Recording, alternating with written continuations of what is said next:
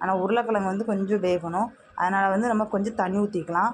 ரொம்ப இல்லாமல் ஓரளவுக்கு மீடியமாக ஊற்றினா போதும் ஃப்ரெண்ட்ஸ். ரொம்ப ஊற்றுனீங்கன்னா அது நல்லா இருக்காது. ஓரளவுக்கு நீங்கள் தண்ணி ஊற்றிக்கோங்க, அப்போ தான் நல்லா வேகும். ஓகே, நான் இன்றைக்கி ஓரளவுக்கு தான் தண்ணி ஊற்றிருக்கேன், ரொம்ப ஊற்றலை. அரை சொம்பு தண்ணி ஊற்றிருக்கேன், ஏன்னா அது வந்து கொஞ்சம் வற்றும் ஃப்ரெண்ட்ஸ். ஓகே, நம்ம இனி வந்து என்ன பண்ணலாம், அது நல்லா வேகட்டும். வெந்துருச்சு, பார்த்தாலே தெரியுதா ஃப்ரெண்ட்ஸ், வெந்துருச்சு, நல்லா இதாகிடுச்சு. இனி நம்ம வெட்டி வச்ச சிக்கனு, நம்ம கழுவி வச்ச சிக்கன் அதை கூட சேர்த்துக்கலாம். அதையும் நல்லா வந்து கிண்டி விட்டுக்கலாம். அப்போ தான் அது கூடயும் உப்பு பிடிக்கும்.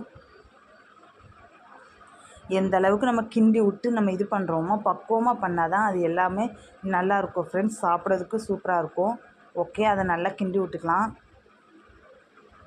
ஓகே ஃப்ரெண்ட்ஸ், இனி வந்து ஒரு பாத்திரத்தை எடுத்து வச்சு அதை மூடி வச்சுக்கலாம். அப்போ தான் அது எல்லாமே இதாகும். இப்போ ஓப்பன்